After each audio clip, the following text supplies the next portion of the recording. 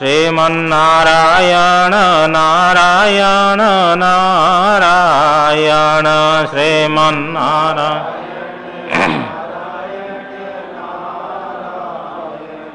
हरिहर नारायण नारायण नारायण हरिहर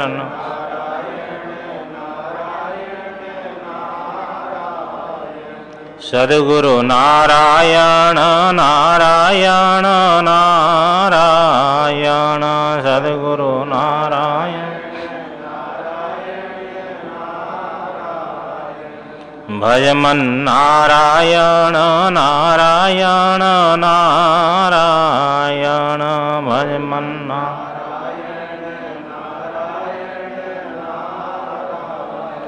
सच्चिदानंद भगवान की जय। सद्गुरुदेव भगवान की जय। गीता माता की जय। ओम नमः पार्वती पतये हर हर महादेव। श्रीमद् भगवद गीता शास्त्र के ज्ञान कर्म संन्यास योग नामक चतुर्थ अध्याय का विचार चल रहा है। आज हम लोग 17वां श्लोक से सर्वप्रथम उच्चारण कर लें।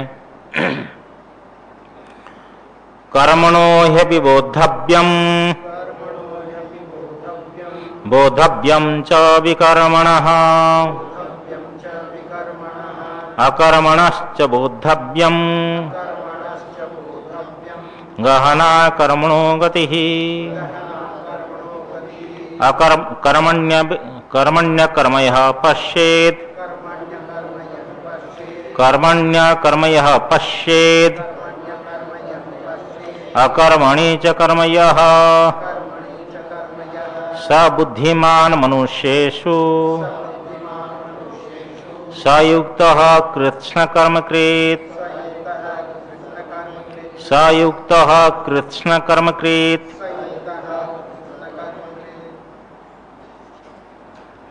यस्य सर्वे समारम्भाः कामसंकल्पवर्जिताः ज्ञानाग्निदग्धकर्माणं तमाहुः पंडितं बुधः त्यक्त्वा कर्मफलासंगं नित्यतृप्तो निराश्रयः कर्मण्यभिप्रवृत्तोऽपि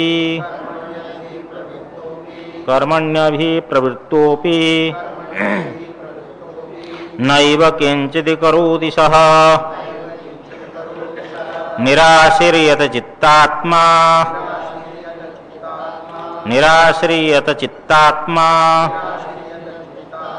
त्यक्त सर्वपरिग्रहः शारीरं केवलं कर्म कुर्वन्नाप्नोति किल्बिषम् यदृच्छा लाभ संतुष्टो द्वन्द्वातीतो विमत्सरः समः सिद्धावसिद्धौ च कृत्वापि न निबध्यते कृत्वापि न निबध्यते गतसंगस्य मुक्तस्य ज्ञानावस्थितचेतसः यज्ञायाचरतः कर्म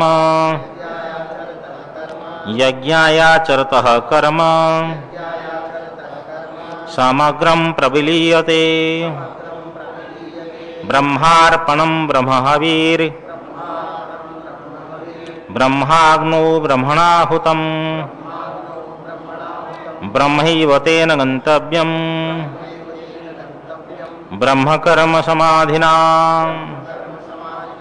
दैवमेवापरे यज्ञं योगिनः पर्युपासते ब्रह्माग्नावपरे यज्ञं यज्ञेनैवोपजुह्वति श्रोत्रादीनिन्द्रियाण्यन्ये संयमाग्निषु जुह्वति शब्दादि विषयानन्य इंद्रियाग्निषु जुह्वति सर्वाणि इंद्रियकर्माणि प्राणकर्माणि चापरे आत्मसंयम योगाग्नौ जुहति ज्ञानदीपिते जुहति ज्ञानदीपिते। हरिओम। कल के पाठ का सारांश। तो भगवान ने कहा कि मेरा जो जन्म और कर्म है वो अलौकिक है, माया रूप जन्म है, और साधुओं का परित्राण करना, धर्म संस्थापन। उसके पूर्व कहा साधुओं का परित्राण, पापियों का नाश और धर्म का संस्थापन, ये मेरा अलौकिक कर्म है। और भगवान ने उसका फल भी बतलाया कि जो इसको तत्व तो जानता है उसका पुनर्जन्म नहीं होता है। बीत राग भय क्रोध वाले और मनमया ब्रह्मज्ञानी ईश्वर अभेददर्शी केवल ज्ञान निष्ठा वाले, ऐसे एक नहीं बहुत ज्ञान रूप तप से पवित्र हुए मेरे स्वरूप को प्राप्त किए हुए हैं। अर्थात जैसे बहुत बंधन में पड़े हुए हैं, ऐसे ज्ञान रूपी तप से पवित्र हुए बहुत मुक्त भी हो गए हैं। भगवान ने कहा जो जैसा जिस प्रयोजन से मुझे भजते हैं उनको मैं उसी प्रकार ही अनुग्रह करता हूँ। चार वर्ण जो है ये भगवान से उत्पन्न हुए हैं, गुण कर्म विभाग से। और भगवान ने कहा इसी सृष्टि चार वर्ण की चातुर्वर्णिक की सृष्टि की उत्पत्ति के कर्ता होने पर भी मुझे वस्तुतः अकर्ता जान, इसलिए मैं असंसारी। कर्म भगवान को स्पर्श नहीं करते हैं। पूर्व मुमुक्षुओं के द्वारा कर्म किया गया है, अर्जुन तुम भी कर्म करो। और क्या कर्म है क्या अकर्म है, इस विषय में बड़े बड़े मेधावी लोग भी मोहित हुए हैं। भगवान ने कहा तो कर्म अकर्म ये तुम्हें बतलाऊंगा, जिसे जानकर तुम संसार से मुक्त हो जाओगे। और भगवान ने साथ में कहा ये कर्म के स्वरूप, अकर्म का विकर्म का स्वरूप और अकर्म का जो स्वरूप है, तत्व है, वह जानना चाहिए, वह ज्ञान का जानने योग्य है। क्योंकि कर्म और अकर्म विकर्म की जो गति है, ये आध्यात्म्य है, तत्व है, वो गहना है, दुर्ज्ञेया है, सहजता से नहीं जाना जा सकता, उसका तत्व है। अब आज ये भगवान देखो जो कहे हैं उनका आज प्रकाश हो रहा है। किम पुनः तत्वम कर्मादेर यद बोधव्यम वक्ष्यामीति प्रतिज्ञातम उच्यते। वो जो कर्मादि के क्या तत्व है जिसको भगवान ने कहा मैं बोलूँगा, ये उसकी प्रतिज्ञा है, उसके बारे में स्वयं कह रहे हैं भगवान। देखो कर्मण्यकर्मयः पश्येत् अकर्मणि च कर्म यः स बुद्धिमान मनुष्येषु स युक्तः कृत्स्न कर्मकृत। जो व्यक्ति अकर्मणि अकर्म पश्येत्, कर्म में अकर्म दर्शन करता है। वर्तमान में क्रिया समझना चाहिए। पश्यत का अर्थ पश्यति, जो देखता है। कर्म माने कर्म में अकर्म देखता है। च का अर्थ और, यह अकर्मणि कर्म पश्यत, और जो अकर्म में कर्म देखता है, स माने वह व्यक्ति मनुष्येषु बुद्धिमान, मनुष्य में बुद्धिमान, सयुक्त वह समाहित है और कृत्स्न कर्म, कृत संपूर्ण कर्म करने वाला है। ये हो गया सामान्य व्याख्यान। विशेष कर्म में जो अकर्म दर्शन करता है, कर्म में अकर्म दर्शन का अर्थ, जैसे सामान्य प्राणी देह इंद्रिय आदियों के द्वारा जो संपादित कर्म होता है, जैसे शरीर चल रहा है, माने पैर से चलना हो रहा है, नेत्रों से देखना हो रहा है, श्रोत्र इंद्रिय से श्रवण हो रहा है, हाथ से कुछ कर्म हो रहे हैं, जो कार्यकरण संघात से अथवा मन से कोई संकल्प हो रहा है, बुद्धि में कोई चिंतन हो रहा है, ये सब कार्यकरण संघात और अंतःकरण में जो कुछ कर्म हो रहे हैं, उन सब कर्मों को अज्ञानी प्राणी आत्मा में आरोप करके बोलता है कि मैं देख रहा हूँ, मैं खा रहा हूँ, मैं जा रहा हूँ, मैं वहाँ गया था, वहाँ मैं स्नान किया था, आदि आदि। आत्मा में कोई कर्म नहीं है, परंतु ये जो स्थूल शरीर है, सूक्ष्म शरीर है, इनमें होने वाले जो कर्म है अज्ञानवशात, तो अज्ञानी उनको आत्मा में आरोप करता है। और ज्ञानी क्या करता है? ज्ञानी समझ रहा है कि आत्मा में कोई कर्म नहीं है, आत्मा में इनका आरोप नहीं करता है। वो समझ रहा है कि आंख देख रही है, श्रोत्र इंद्रिय सुन रही है, बुद्धि निर्णय कर रही है, गुणा गुणेषु वर्तन्ते, मैं अकर्ता हूं। अभी आप लोगों को सुनाया था या नहीं सुनाया था कि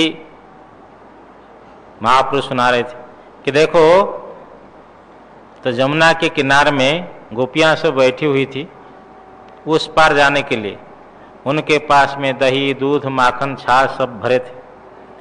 जमुना में बाढ़ आ गई, अब क्या करें, कैसे जाएं? बोलते हैं घूमते हुए दुर्वासा जी वहां पहुंच गए और दुर्वासा जी से गोपियां ने प्रार्थना की कि महाराज रास्ता दिला दो, ना कुछ खिलाओगी पिलाओगी तो रास्ता मिल जाएगा, तो खूब खाओ महाराज, दही दूध माखन की क्या कमी ब्रज में। तो महाराज जी दुर्वासा जी बोलते खूब खाए और खाए पिए, और बाद में बोलते हैं माता श्री जमुने, यदि मैं कुछ खाया पिया नहीं होगा तो इनको रास्ता दे दो। और जमुना जी देखते देखते उनको सब रास्ता दे दी और गोपियां उस पार चली गई। बोल देखो, अभी घट-घट करके सब घट-घट करके पी गए, खा गए, फिर बोले कि यदि खाया पिया नहीं होगा तो रास्ता दे दो, रास्ता भी मिल गया। तो ज्ञानी कुछ खाता नहीं है। भगवान ने कहा जीवन में यदि झूठ नहीं बोला होगा तो ये बालक जिंदा हो जाए, परीक्षित जीवित हो गए।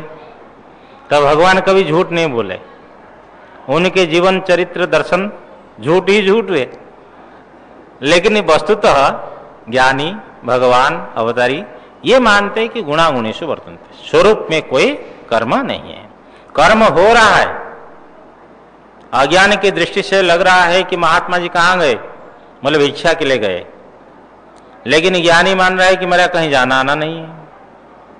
तो कर्म में जो अकर्म दर्शन करता है, और अकर्म में कर्म का अर्थ जैसे हाथ पैर है, शरीर है, इंद्रियां हैं, इनके व्यापार का उपशमन कर लेना, उपराम हो गया, चुपचाप आदमी बैठ गया अज्ञानी, और इन्हीं के उपराम को, शरीर इंद्रिय के उपराम को आत्मा में आरोप करके बोलता है मैं कुछ नहीं कर रहा हूं, आजकल चुपचाप बैठा हूं।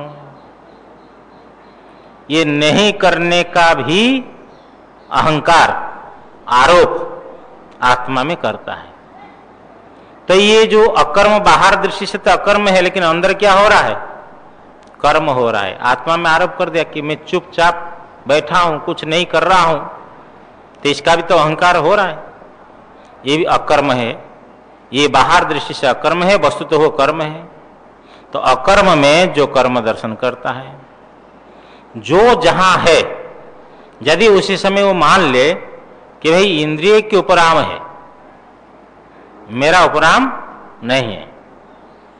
जैसे महात्मा को देखने में आता है अथवा सुनने में आता है कि महात्मा लोग अभ्यास करते हैं, बोलते अभी जो है ये शरीर जो है स्नान करने के लिए जाएगा, ये नहीं कहते कि मैं जाऊंगा। हाँ स्वामी जी कैसे, ठीक ठाक है ना? हाँ, अपने प्रारब्ध वशात शरीर जीवित हो रहा है, शरीर जी रहा है। तो देह से अपना को अलग, इंद्रियों से अपना को अलग। तो इंद्रियों के देहों के कर्मों को इंद्रिय और देहों में समझना, मन बुद्धि आदि का भी ऐसे समझ लेना चाहिए, और इन्हीं के उपराम को भी इन्हीं में ही समझना,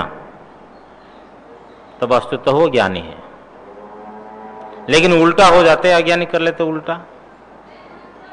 तो इस प्रकार जो है कर्म में अकर्म जो दर्शन करता है, और अकर्म में कर्म, ये इंद्रिय देह आदि का उपराम को आत्मा में आरोप करके बोलता है मैं कुछ नहीं करता हूं, इसका भी एक अहंकार हो रहा है। जैसे बोलते ना कि आप वैराग्य के द्वारा घर छोड़ रहे, लेकिन वैराग्य का भी अहंकार न हो, नहीं तो महाराज एक व्यक्ति को देखा, वो भी दर्पण के पास में और अपनी जटाओं को ठीक ढंग से व्यवस्थित कर रहे थे कि जटा भी तापसः, कि जटा व्यवस्थित रहे। देखो ये किसी की बात नहीं है, साधक को अपने जीवन में अवलोकन करना चाहिए कि जिस चीज का आप त्याग करते हो उसका अहंकार हो रहा है या नहीं हो रहा है। वो भी यदि अहंकार हो गया, वो भी एक बंधन है, और कभी ऐसा आएगा वो भी फूलेगा फलेगा। फिर अरे भाई हम तो फंस गए, हम तो फंसना नहीं चाहते थे, हम तो जंगल में रहते थे, हमको लोगों ने फंसा दिया। फिर अब उधर डाइवर्स हो जाएगा आरोप, फंसा तो स्वयं। इसीलिए साधक को अपने जीवन में किस विषय का अहंकार उत्पन्न होता है, उस अहंकार को देखना चाहिए, और उसी अहंकार को शमन करने का यही उपाय है विचार। ब्रह्म मार्ग में चलने वाले, मोक्ष मार्ग में चलने वाले, ज्ञान मार्ग में चलने वालों को एक विचार है। क्या विचार है? कि जिसका तुम अहंकार कर रहे हो वो दृश्य है या दृष्टा है। जैसे अच्छे बोलने का तुम्हें अहंकार है, तो अच्छे बोलना वाणी का धर्म है या आत्मा का धर्म है? अच्छा लिखने का तुम्हें अहंकार है, तो लेखनी जो क्रिया है ये बुद्धि हस्त के धर्म है, क्यों बुद्धि में निश्चय करके तुम हाथ से लिख रहे हो, अथवा ये आत्मा का धर्म है? तो यदि विचार करता है, सबके सब दृश्य धर्म पाए जाते हैं, फिर दृश्य धर्म का अहंकार क्यों करना है? क्योंकि हम तो दृश्य नहीं है, हम तो दृष्टा है। किसी भी प्रकार दृश्य धर्म का अपने में आरोप कर लिया। यहां तक भी भगवान शंकराचार्य बोलते हैं कि जो अपने को गुरु मानता है वो भी माया के द्वारा भ्रमित है।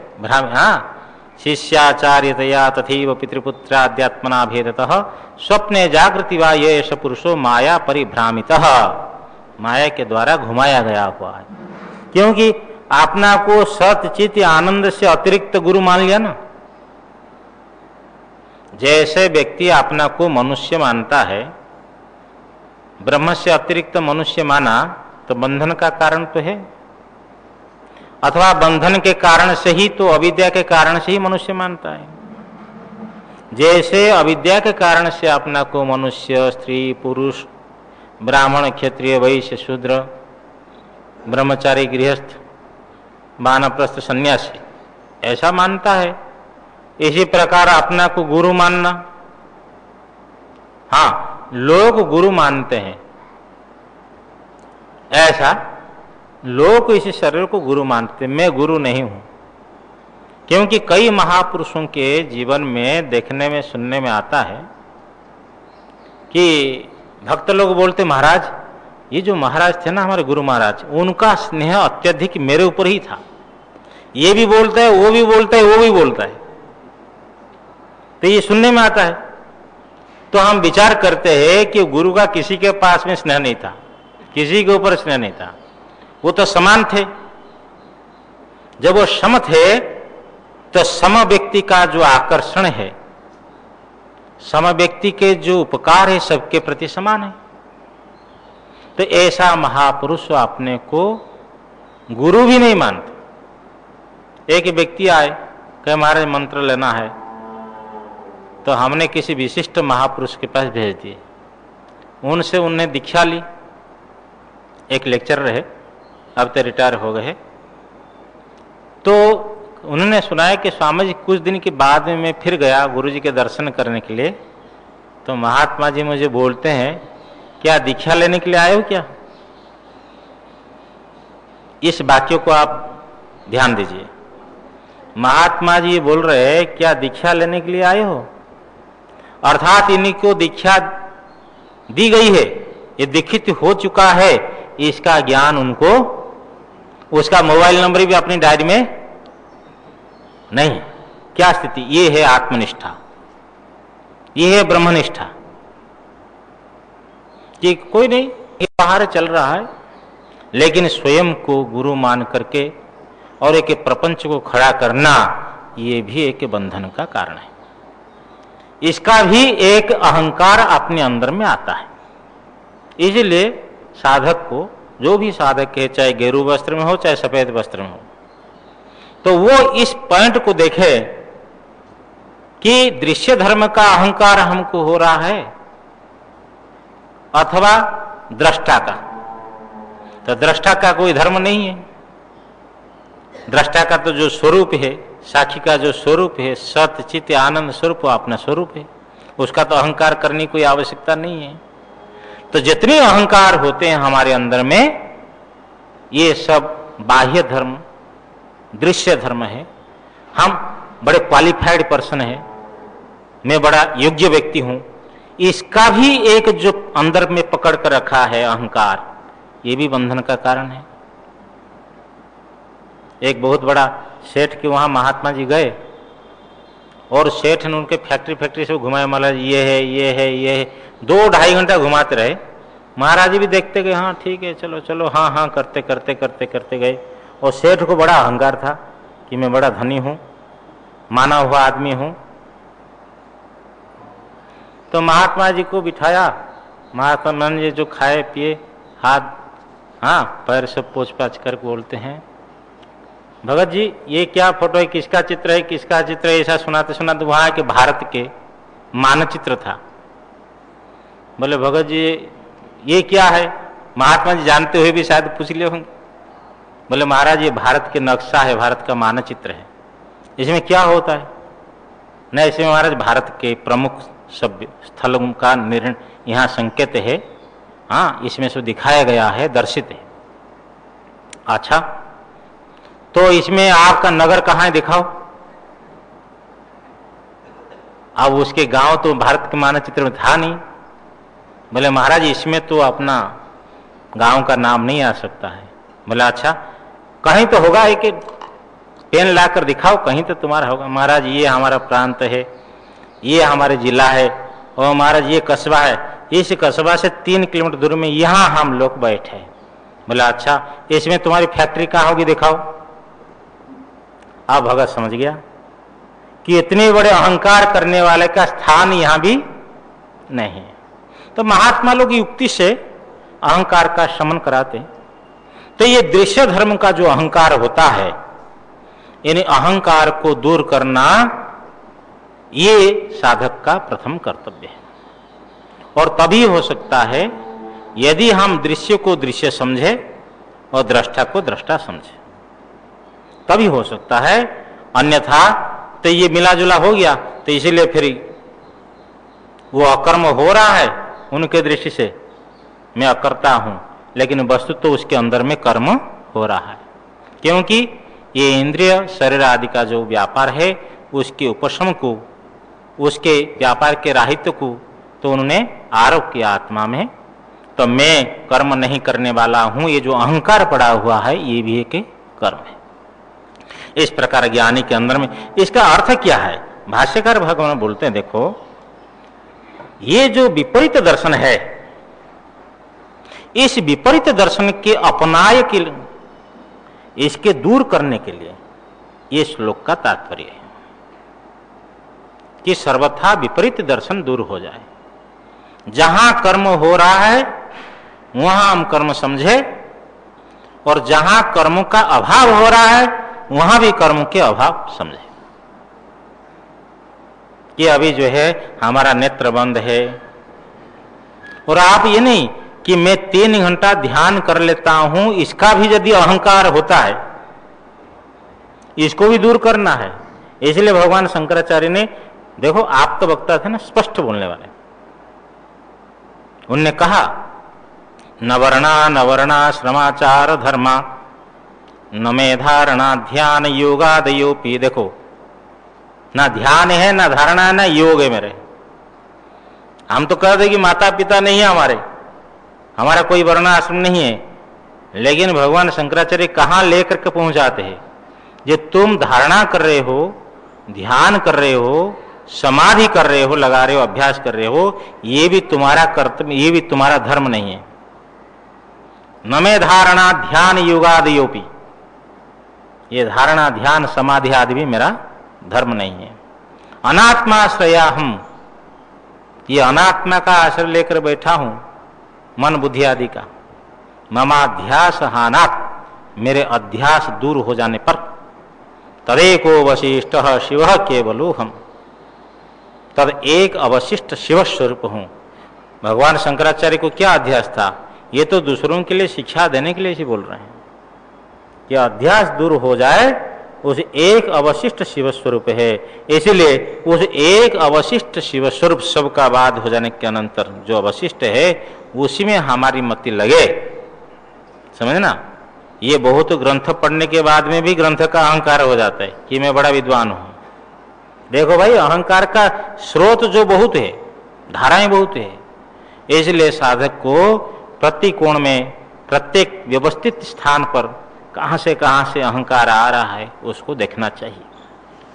तो यहां भाष्यकार भगवान का एक विशेष पंक्ति ये बहुत अच्छी है। तत्र एदम लोकस्य विपरीत दर्शन अपनयाय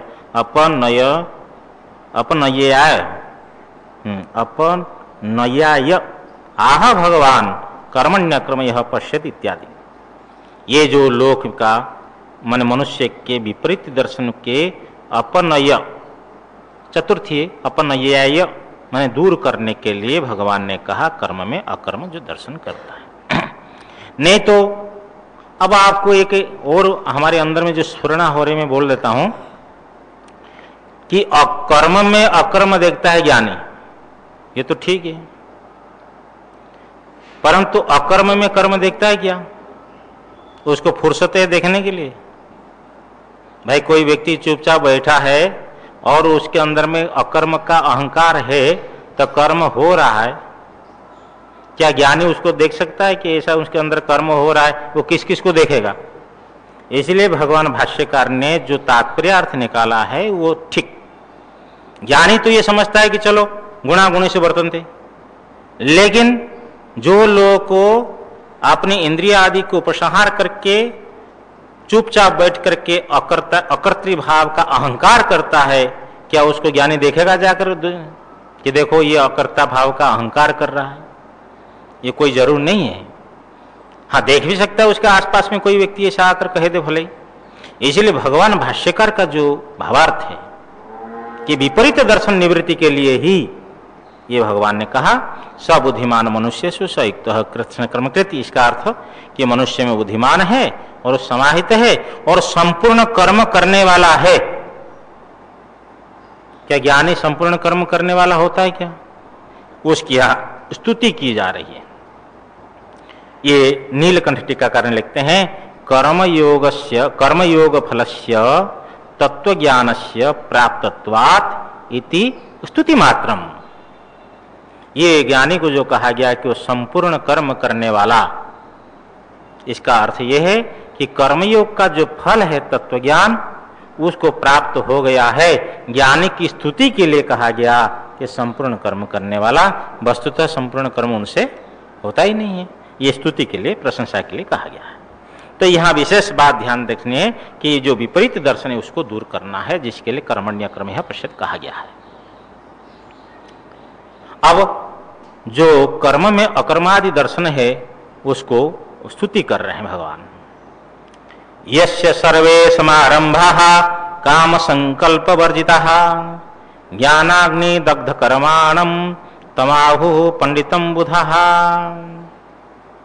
यस्य सर्वे समारंभाः, जिसके सब कर्म, समारंभा का अर्थ है सम्यक रूप से आरभ्यन्ते इति समारंभाः, जो सबके माने जिसके सब कर्म काम संकल्प वर्जिता।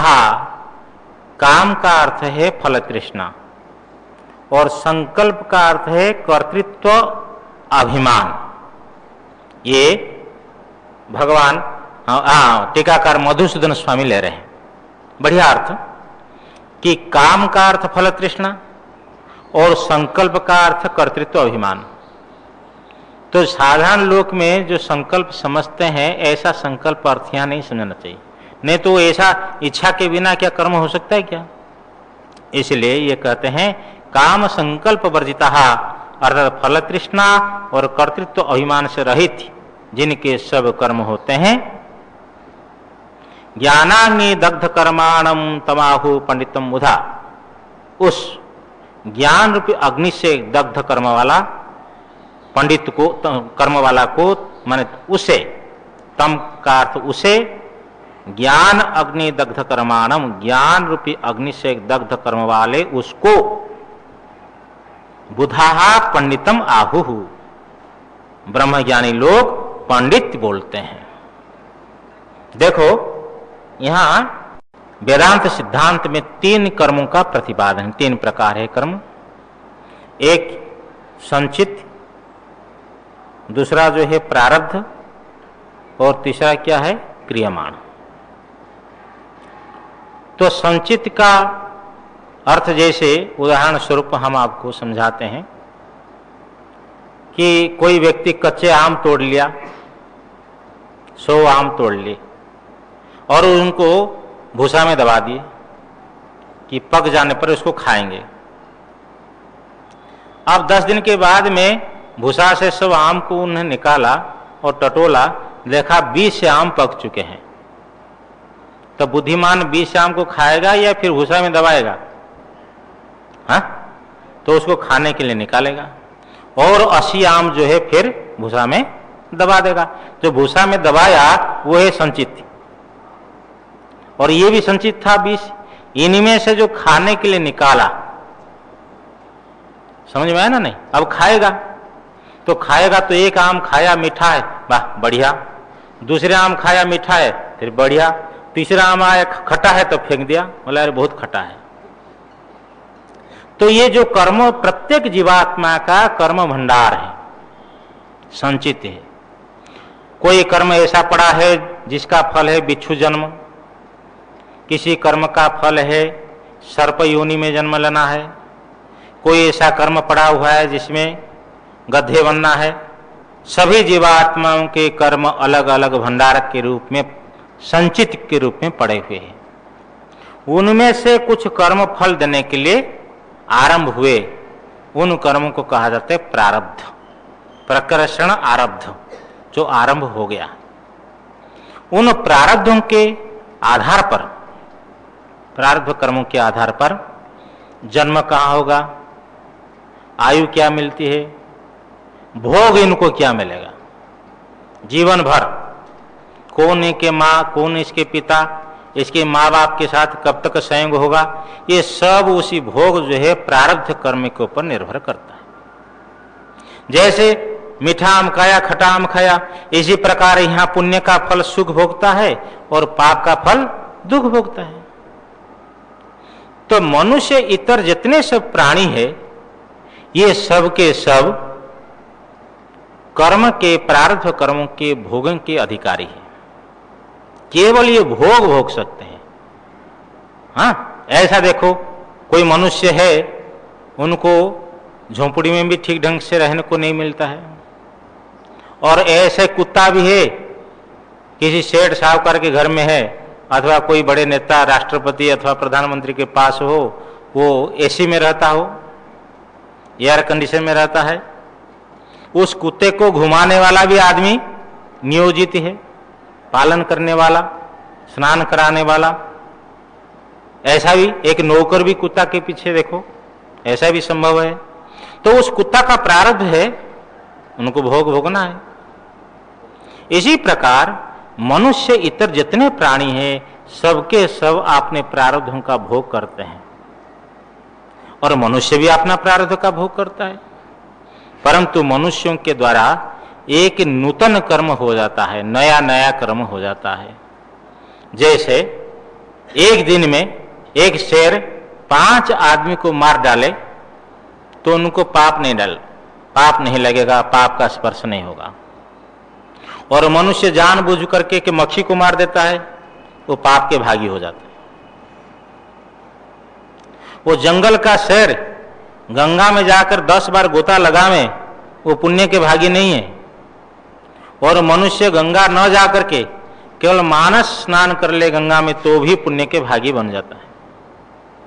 इसलिए नए नए जो पुण्य और पाप कर्म, इनका जो संपादन ये मनुष्य के द्वारा होता है। इन कर्मों का नाम है क्रियमाण। तो पहले था संचित, संचित से प्रारब्ध बना, और मनुष्य के द्वारा जो अभिनव कर्म हो जाते हैं, ये क्रियमाण, ये जाकर के संचित में फिर योग हो जाते हैं, मिल जाते हैं। फिर ये प्रारब्ध समाप्त हो जाएगा, फिर संचित में से फिर और प्रारब्ध बनेंगे। ये एक क्रम जो है अनादिकाल से चला हुआ चक्र है, और उसी प्रारब्ध के कारण ही जीवात्मा का संयोग और वियोग होता है। भागवत में चित्रकेतुपाख्यान में आता है, यथा प्रयान्ति संयाति श्रुतवेगन बालुकः संयुज्यन्ते वियुज्यन्ते तथा कालेन देहिनः। समझाया ऋषि ने चित्रकेतु को, क्योंकि पुत्र की कांक्षा थी, उनको ज्ञान देने के लिए गए थे। नारद जी और अंगिरा दोनों गए थे, अंगिरा और नारद जी। लेकिन पुत्र मांग रहा है, पुत्र भी दे दिया, बोले सुख और दुख दोनों मिलेंगे। पुत्र मर गया तो बहुत व्यथित, फिर जाकर के समझा रहे कि राजन क्यों रोते हो।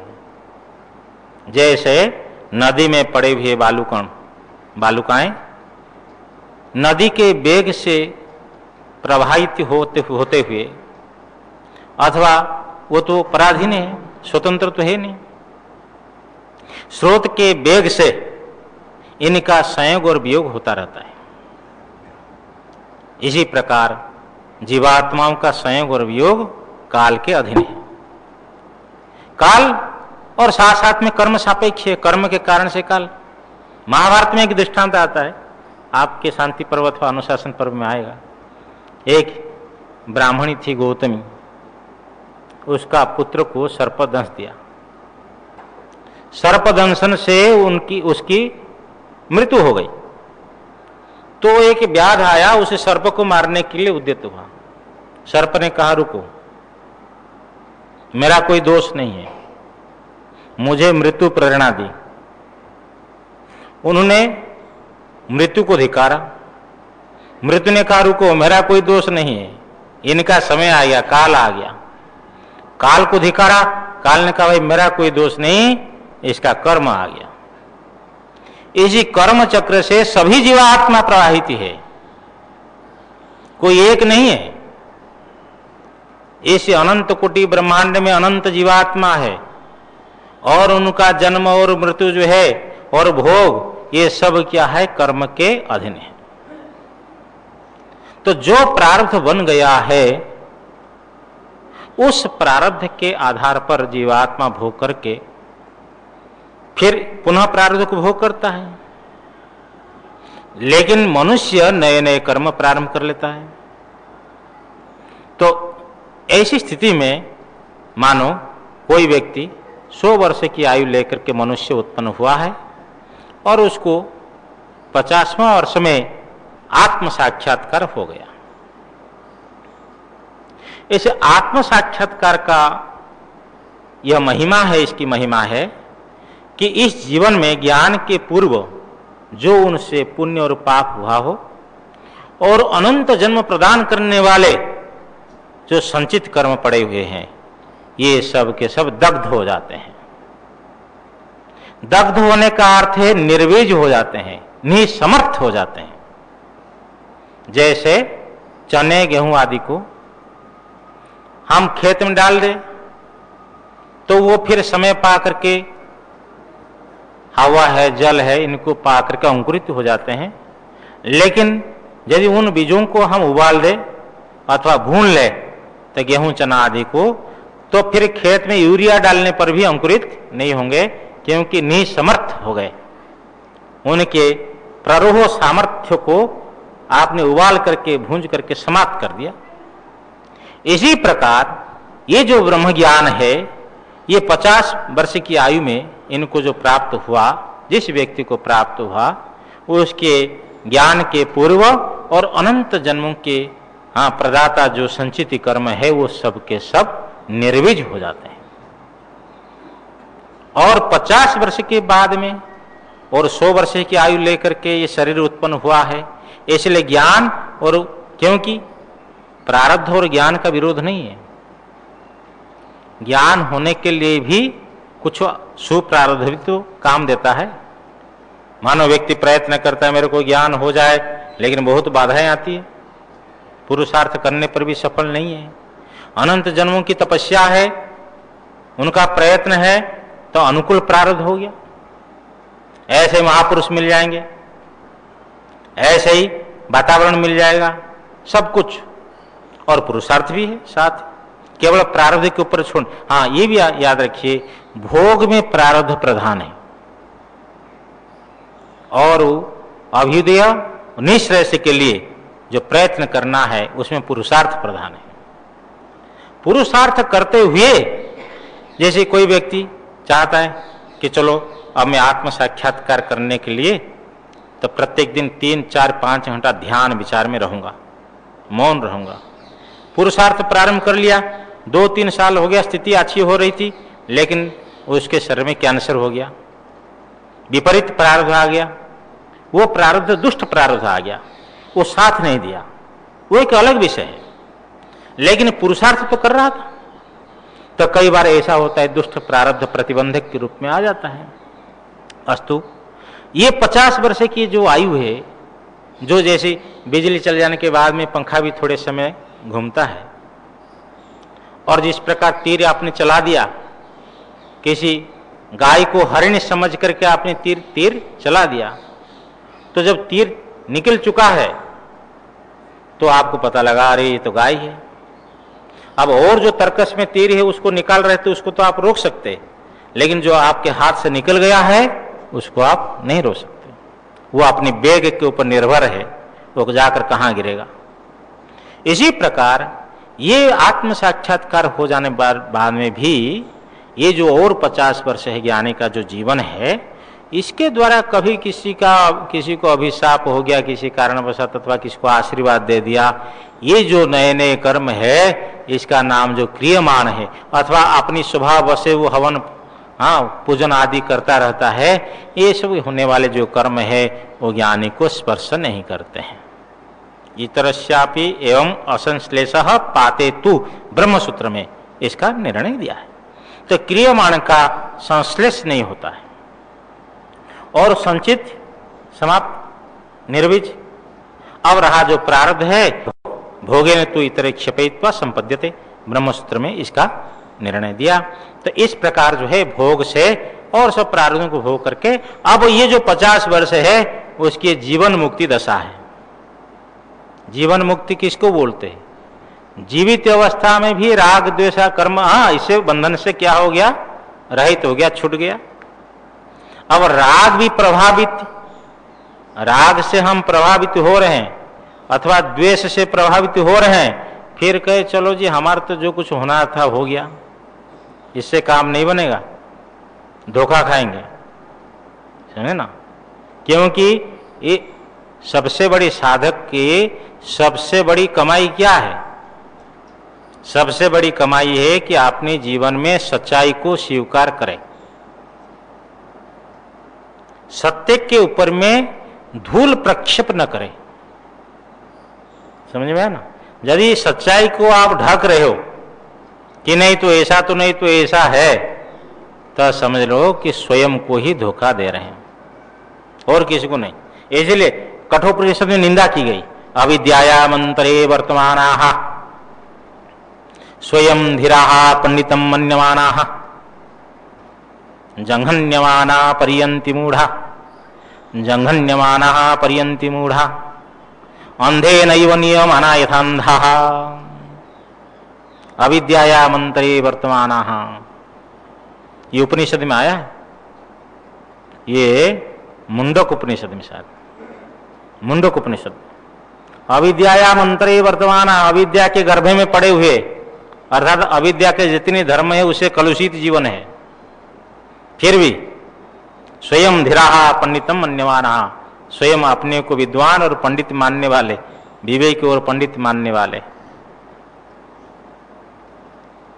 और जरा मृत्यु रोग आदि सबसे व्यथित पीड़ित हुए जंघन्यमाना पर्यन्ति मूढ़ा, ये संसार में परिभ्रमण करते रहते हैं मूढ़ लोग। अंधे नैव नियमाना यथान्धा, जैसे अंधा के द्वारा दूसरे अंधे लिए जाते हैं, ये भी खड्डा में गिरता है नेता, और उसके पीछे अनुसरण करने वाले भी खड्डे में गिरते हैं।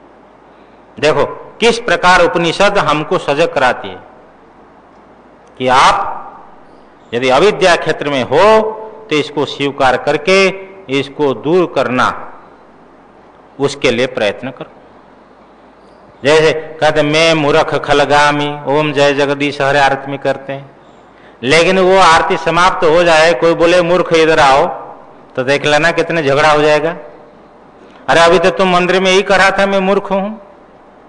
इसलिए महापुरुष बोलते हैं अज्ञानी होने में दुख नहीं है, लेकिन अज्ञानी कहलाने में दुख है। समझना कि स्वयं को कोई अज्ञानी कह दे तो उसमें दुख है। इसलिए सत्य को स्वीकार करना चाहिए। अब रही बात है ज्ञानी का, संचित भी गए, प्रारब्ध का भोग से और क्रियमाण का संश्लेषण होगा नहीं। ये जो उन्हें भोग चल रहा है, ये गुणागुण से वर्तंत भाव से भोग है। अब वो अपनी स्थिति में आरूढ़ है, स्थित प्रज्ञ है। ऐसी स्थिति में तब प्रारब्ध का अवसान हो जाएगा। विदेह कैवल्य सदा के लिए वो मोक्ष धाम को, अपने स्वरूप को प्राप्त किया और जन्म नहीं होता है। जन्म बंध विनिर्मुक्ता पदम गच्छन्त्य अनामयम, ये जन्म बंध से छूटे हुए अनामय पद को महापुरुष लोग प्राप्त करते हैं। सज्जनों, यहाँ जो प्रसंग चल रहा है वर्तमान, इसी में दो प्रकार की भगवान ने ज्ञानी को विभाग किया। एक तो वो है जिनको विवेक हो गया, वो कर्म को त्याग करके वैराग्य भाव में आकर के विरक्त हो करके एकांत निवास अथवा परिव्रजन आदि करते हुए, तो सन्यासी मुमुक्षु उनको ज्ञान हो गया, वो एक ज्ञानी है। और राजा जनक आदि तो नाम नहीं लिया, लेकिन ले सकते हैं, कोई भी हो XYZ, तो वो कर्म करते करते करते करते निष्काम भाव से तो उनको आत्म साक्षात्कार हो गया। आत्म साक्षात्कार हो जाने के बाद में कर्म को छोड़ दिया, क्योंकि ये भी स्पष्ट है, याज्ञवल्क्य जी महाराज ने कहा, अपनी दो पत्नियां थी उनकी, मैत्रेयी और कात्यायनी। मैत्रेयी ब्रह्मवादिनी थी, उनसे कहा आओ अनयाते अंत करवाणी, कि इसके साथ में तुम्हारा द्रव्य विच्छेद करूंगा, मैं इसी आश्रम से ऊपर जाना चाहता हूं, गृहस्थ आश्रम से ऊपर जाना चाहता हूं। तो ज्ञान हो जाने के बाद में वो कर्म को छोड़ करके फिर एकांत में भ्रमण करने के लिए निकला, अथवा बैठने के निकला, अथवा वो तो ठीक, लेकिन किसी कारण से लोक संग्रह के लिए, लोक कल्याण के लिए, अथवा भाष्यकार की पंक्ति लिखते हैं कि जो शिष्टों पुरुषों की निंदा न हो, अथवा अपनी प्रारब्ध समझ लो, सब कुछ प्रारब्ध अधीन है, प्रारब्ध कर्मा है, इसलिए वो कर्मों को साथ लिए अपने ज्ञान अवस्थित रहते हुए भी और हवन आदि करते हैं, वो जो ज्ञानी है। तो उनकी यहां बात कही, यस्य सर्वे समारंभा काम संकल्प वर्जिता, कि उनकी कोई इच्छा नहीं, न उनका कोई करने का अहंकार है, ऐसी जो ज्ञानी है, क्योंकि ज्ञान रूप अग्नि से उनका सब कर्म समाप्त हो गए हैं। तो ज्ञानाग्नि दग्ध कर्मा उसे माने ब्रह्म ज्ञानी लोग पंडित बोलते हैं। परंतु आगे जो 2 श्लोक आ रहे हैं, नहीं आगे भी ये श्लोक 20वां श्लोक भी उन्हीं के लिए, ज्ञान हो जाने के अनंतर भी कर्म को नहीं छोड़ा, कारणवशात प्रारब्ध कर्म समझ, उन्हीं के लिए भी यही है। त्यक्त्वा कर्म फलासंगम नित्य तृप्तो निराश्रयः कर्मण्यभि प्रवृत्तोपि नैव किंचित करोति सः। कर्म फलासंगम त्यक्त्वा, कर्मों में अभिमान, भगवान भाष्यकार लिखते हैं, कर्मों में अभिमान अर्थात कर्म विषय का अहंकार और कर्म फल की आसक्ति, ये कर्म अभिमान, कर्म का अभिमान और फल की आसक्ति को त्याग करके नित्य तृप्तो, नित्य तृप्त का अर्थ है विषयों की प्रति जिनकी आकांक्षा न हो, निराकांक्ष हो जाए, विषयों की अपेक्षा नहीं है। एक बार यात्रा में सुनने में आया कि आदमी का, एक लड़का अकेला अच्छा नहीं लग रहा है, उनको कुछ चाहिए, कुछ नहीं तो टेलीविजन चला दो, किसी ना किसी आलमन चाहिए, विषय की अपेक्षा। लेकिन ज्ञानी महापुरुष की कोई अपेक्षा नहीं है, वो निराकांक्ष है, क्योंकि नित्य तृप्त है और निराश्रय, आश्रय रहित, दृष्ट अदृष्ट फल साधन जो आश्रय है, दृष्ट प्रयोजन का साधन, भाई दूध चाहिए तो गाय रखो, ये दृष्ट प्रयोजन है, अथवा भोजन पकाना है तो सब सामग्रियों को एकत्रीकरण करो, भोजन है उससे जो तृप्ति होगी, ये दृष्ट प्रयोजन है। और अदृष्ट प्रयोजन है कि मरने के बाद में स्वर्ग सुख आदि। तो दृष्ट प्रयोजन का साधन, आप क्यों बैंक में एफडी रखते हैं, क्यों एफडी रखते हैं लोग, कि भाई बुढ़ापा में काम में आएगा। तो दृष्ट प्रयोजन का साधन तो है, रोग अवस्था में पैसा थोड़ा काम में आएगा, तो दृष्ट प्रयोजन का साधन है। और ये धर्मशाला, गौशाला, पेड़ लगाना, हवन करना, ये क्यों करते हो भाई, न मरने के बाद में स्वर्ग प्राप्त हो। तो अदृष्ट फल का साधन, तो दृष्ट प्रयोजन, अदृष्ट प्रयोजन के जो साधन है उस साधन से वो रहित हो गया, उसका आश्रय नहीं है, वो ज्ञानी है, निराश्रय है। तो कर्म फलासंग को त्याग करके नित्य तृप्त निराश्रय रहने वाला ऐसे महापुरुष कदाचित कर्मणि अभिप्रवृत्तोपि, कर्म में प्रवृत्त होने पर भी नैव किंचित करोति सह, सह का अर्थ वह किंचित नैव करोति, कुछ करता ही नहीं है, अर्थात वो अकर्मा है। वो विद्वत सन्यासी चाहे किसी वेश में रहे, कर्म करे तो भी उसको कर्म प्रपंच का संबंध नहीं। ये हो गया ज्ञान उत्तर प्रारब्ध कर्म वाले, कर्म को नहीं छोड़ते हैं, जो उनके वहां फल कथन है कि उसका वास्तविक कोई कर्म उसको नहीं मानते हैं।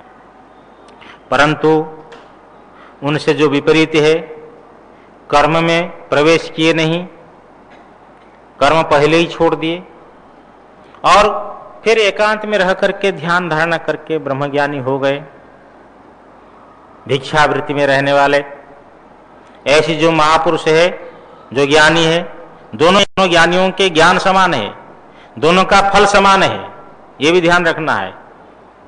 नहीं तो कि याज्ञवल्क्य जी रोज पढ़ाते थे और उनके क्लास में ब्रह्मचारी लोग भी थे, राजा जनक भी आकर के बैठा करते थे, सुनते थे। एक दिन बोलते हैं राजा जनक विलंब में आए। याज्ञवल्क्य जी महाराज उस दिन पाठ नहीं चलाए, उनकी अपेक्षा की, तो राजकाम में कोई हो गया होगा विलंब। तो राजा जनक आए और बैठे तो गुरुजी ने पाठ चलाया।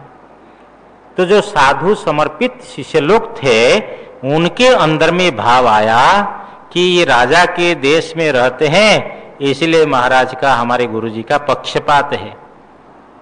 कभी हम विलंब में आते हैं तो पाठ नहीं रोकते हैं, और राजा आज विलंब में आया तो पाठ रोक दिए।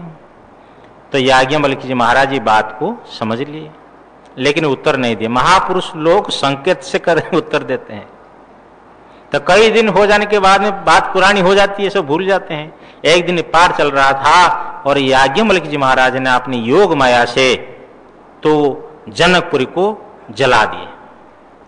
वास्तविक जनकपुरी जो है नहीं जल रही थी, लेकिन जलती हुई दिखाई पड़ी। तो कोई ब्रह्मचारी ने कहा महाराज ये जनकपुरी जल रही है। तो महाराज ने कहा भाई जाओ अपना अपना संभालो, आग तो इधर ही आ रही है। तो लोग जो विरक्त संत थे वो अपने दंडा कोपिनी जो है यही तो है, और क्या संपत्ति है, इनकी पुस्तक है, हाँ, इनको सब साइज करने लगे और जनक जी वहीं बैठ रहे। फिर आग बुझ गई, क्यों, माया की आग थी।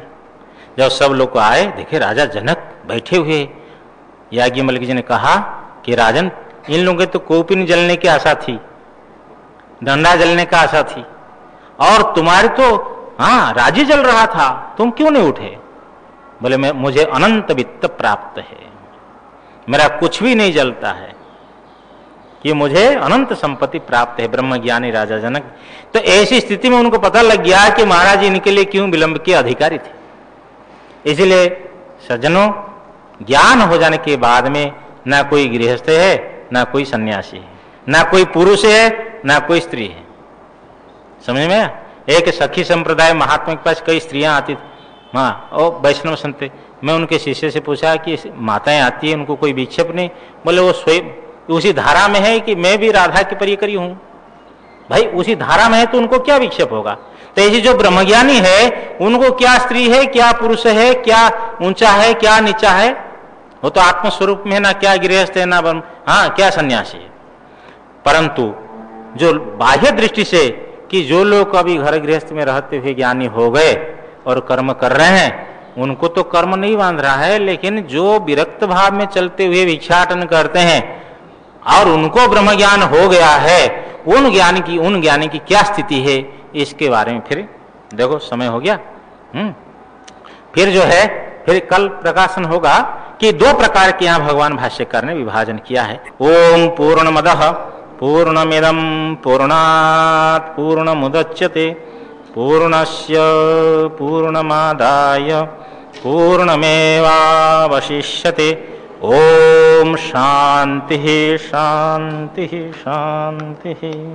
शंकरं शंकराचार्यं केशवं बादरायणं सूत्रभाष्य कृतौ वंदे भगवन्तौ पुनः पुनः। ईश्वरो गुरुरात्मेति मूर्तिभेद विभागिने व्योमवद्व्याप्तदेहाय दक्षिणामूर्तये नमः। ओम शांति शांति शांति। बोले सद्गुरुदेव भगवान की जय।